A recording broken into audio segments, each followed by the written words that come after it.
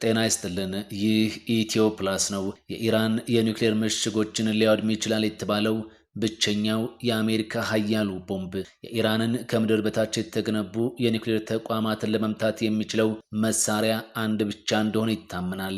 ይህ እስካሁን ጥቅም ላይ ያልዋለው ቦምብ ደግሞ የሚገኘው በአሜሪካ እጅ ብቻ ነው። እስራኤልም ይህንን መሳሪያ እንድትጠቀም እስካሁን የአሜሪካን ይሁንታ አላገኘችም። ይህ ጂቢዩ 57 ኤቢ የተባለው መሬት ሰርስሮ የሚገባም የዓለማችን ትልቁ ኒውክሌር ያልሆነ ምሽግ ደርማሽ ቦምብ በአሜሪካ ባለቤትነት የተያዘ ነው።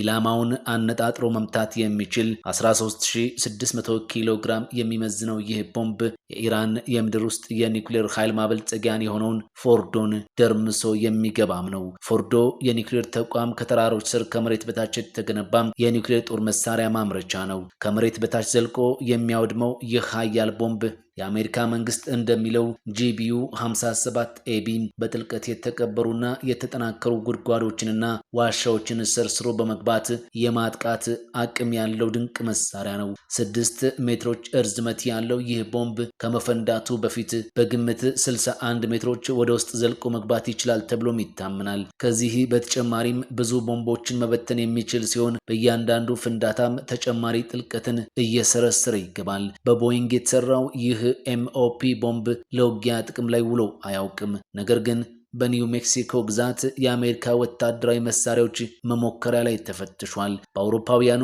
2017 በአፍጋኒስታን ለጦርነት ጥቅም ላይ ከዋለውና የቦምቦች ሁሉ እናት ተብሎ ከተንቆለጳጰሰው 9800 ኪሎ ግራም ከሚመዝነው ማሲቭ ኦርዲናንስ ኤርብላስት ቦምብ የበለጠ ኃይለኛ ነው። በዩናይትድ ኪንግደም ብራድፎርድ ዩኒቨርሲቲ የሰላም ጥናት ፕሮፌሰር የሆኑት ፖል ሮጀርስ የአሜሪካ አየር ኃይል ኤምኦኤቢ ጋር ተመሳሳይ መጠን ያላቸውን የጦር መሳሪያዎችን ለመስራት ከፍተኛ ጥረት አድርጓል። ነገር ግን ፈንጁ በጣም ጠንካራ በሆነ የብረት መያዣ ውስጥ የታቀፈ ነው። ውጤቱም ጂቢዩ 57 ኤቢ ሆነ ብለዋል። በአሁኑ ጊዜ ዩኤስ ቢ2 ስፕሪት ወይንም ስቴልዝ ቦምበር ተብሎ የሚታወቀው አውሮፕላን ብቻ ኤምኦፒን ለመሸከም ፕሮግራም ተደርጓል። ይህ አውሮፕላን ብዙ ጊዜ ቢ2 እየተባለ የሚጠራው በኖርዝሮፕ ግሩማን የተመረተ ሲሆን በአሜሪካ አየር ኃይል የጦር መሳሪያዎች ውስጥ ካሉት እጅግ የላቁ የጦር አውሮፕላኖች መካከል አንደኛውም ነው። እንደ አምራቹ ገለጻ ቢ2 እስከ 18000 ኪሎ ግራም ድረስ ሊሸከምም ይችላል። ሆኖም የአሜሪካ አየር ኃይል ቢ2 አጠቃላይ ክብደታቸው 27200 ኪሎ ግራም የሆኑ ሁለት ጂቢዩ 57 ኤቢ ምሽግ አፍራሽ ቦምቦችን ተሸክሞ በተሳካ ሁኔታ መብረር እንደሚችል እንደሞከረ ተናግሯል። ይህ ከባድ ቦምብ ተሸካሚ አውሮፕላን ነዳጅ ሳይሞላም ወደ 11000 ኪሎ ሜትሮች መጓዝ የሚችል ሲሆን በበረራ ላይ በ18500 ኪሎ ሜትሮች ርቀት አንድ ጊዜም ነዳጅ መሙላትም ይችላል። እንደ ኖርዝሮፕ ግሩማን ከሆነ አውሮፕላኑ በሰዓታት ውስጥ በዓለም ላይ የትኛውም ስፍራ ለመድረስ ይችላል። ፕሮፌሰር ሮጀርስ እንዳሉት ኤምኦፒ እንደ ኢራን ዘመናዊ አየር መከላከያ ስርዓት ካለው ጠላት ጋር ጥቅም ላይ የሚውል ከሆነ ቢ2 ቦምብ ጣይ አውሮፕላኖች ከሌሎች አውሮፕላኖች ጋር ሊጣመሩ ይችላሉ። ለምሳሌ ኤፍ22 ስቲልዝ ስትራይከር አውሮፕላኖች የጠላትን የመከላከል አቅም ለመገደብ ከኋላ ደግሞ ሰው አልባ አውሮፕላኖች በመከተል ጉዳቱን ለመገምገምና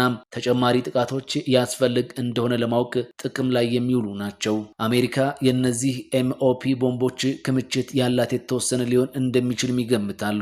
በአጠቃላይ ምናልባትም 10 ወይ ደግሞ 20 ቦምቦች ሊኖራት ይችላልም ተብሎ ይታመናል። ፎርዶ ከናታንዝ ቀጥሎ የኢራን ሁለተኛው የኒውክሌር ማበልጸጊያ ተቋም ነው። ከቴህራን በስተደቡብ ምዕራብ 95 ኪሎ ሜትር ርቀት ላይ በምትገኘው በቆም ከተማ አቅራቢያ ካለ ተራራ በታችም ተገንብቷል። ግንባታው በ2006 አካባቢ እንደተጀመረም ይታመናል። ተቋሙ በ2009 ስራ የጀመረ ሲሆን በዚያው ዓመት ቴህራን መኖሩን በይፋ ተናግራለች። ፎርዶ 80 ሜትሮች ጥልቀት ላይ በአፈርና በድንጋይ ተሸፍኖ የተገነባ እንደሆነ የሚገመት ሲሆን በተጨማሪ በኢራንና በሩሲያ ከምድር ወደ አየር በሚወነጨፉ ሚሳኤል እንደሚጠበቅም ይነገራል። በአውሮፓውያኑ መጋቢት 2023 ዓለም አቀፉ የአቶሚክ ኢነርጂ ኤጀንሲ ወደ 83.7 በመቶ ጥራት ያላቸው የበለጸጉ የዩራኒየም ቅንጣቶችን በቦታው ማግኘቱን መግለጹም ይታወሳል። የእስራኤሉ ጠቅላይ ሚኒስትር ቤንያሚን ኔታንያሁ በኢራን ላይ የከፈቱት ጥቃት ዓላማም ለእስራኤል የህልውና ስጋት ናቸው ያሏቸውን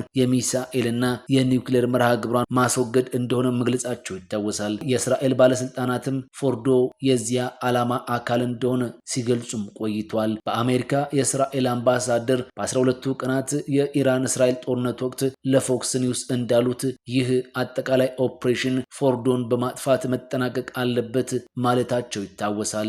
ነገር ግን እስራኤል ኤምኦፒ ቦምብን በራሷ የመጠቀም አቅም የላትም። ዩናይትድ ስቴትስ ደግሞ ያለ ቀጥተኛ ተሳትፏ እንድትጠቀም ልትፈቅድላት አትችልም ብለዋል ፕሮፌሰር ሮጀርስ። በእርግጥ እስራኤላውያን ራሳቸው እንዲያደርጉት አይፈቅዱም። እስራኤልም ደግሞ ይህን ያህል ሰርጎ መግባት የሚችል መሳሪያ የላትም። ዩናይትድ ስቴትስ ይህንን ቦምብ የምትጠቀም ከሆነ በአብዛኛው የሚወሰነው የትራምፕ አስተዳደር ተሳትፎን ለማሳደግ ባለው ፍላጎት ላይ ነው። ፕሮፌሰር ሮጀርስ አክለውም በእርግጥም ትራምፕ እስራኤላውያንን ለመርዳት ሙሉ በሙሉ በሚያሳዩት ድጋፍ ላይ ነው የሚወሰነው ብለዋል። በካናዳ በተደረገው የቡድን 7 ስብሰባ ላይ ትራምፕ ዋሽንግተን ወታደራዊ ተሳትፎ ለማድረግ ምን እንደሚያስፈልጋት ተጠይቀው ስለዚያ ማውራት አልፈልግም ማለታቸው ይታወሳል። አምባሳደሩ በዚያ ወቅት ከኤቢሲ ዜና ጋር ባደረጉት ቃለ ምልልስ አሜሪካም በፎርዶ ላይ ጥቃት ለመፈጸም ልትሳተፍ እንደሆነ ተጠይቀው እስራኤል የመከላከያ እርዳታ ብቻ አሜሪካን እንደጠየቀች ተናግረዋል። አክለውም ፎርዶን ለመመከት የሚያስችለን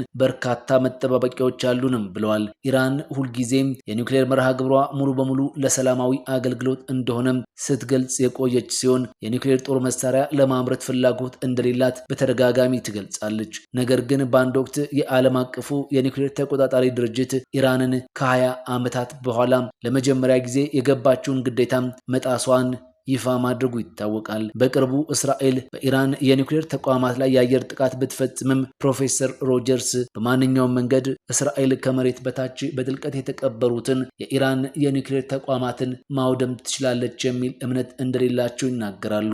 በመሰረቱ ራሳቸው ማድረግ የማይችሉትን ለማድረግ እንደ ኤምኦፒ ያለ ነገር ይፈልጋሉ። በአሜሪካ በሚገኘው የጦር መሳሪያ ቁጥጥር ማህበር የፖሊሲ ዳይሬክተር የሆኑት ኬልሲ ፎርዶ በስራ ላይ እስካለ ድረስ ኢራን አሁንም በቅርብ ጊዜም ዩራኒየም ልታበለጽግ ትችላለች ብለዋል። ቴህራን በዚህ ተቋም ኒውክሌር ወደ ጦር መሳሪያ ደረጃ የማበልጸግ ወይንም ዩራኒየም ወደማይታወቅ ቦታ የመውሰድ እድል አላትም ብለዋል።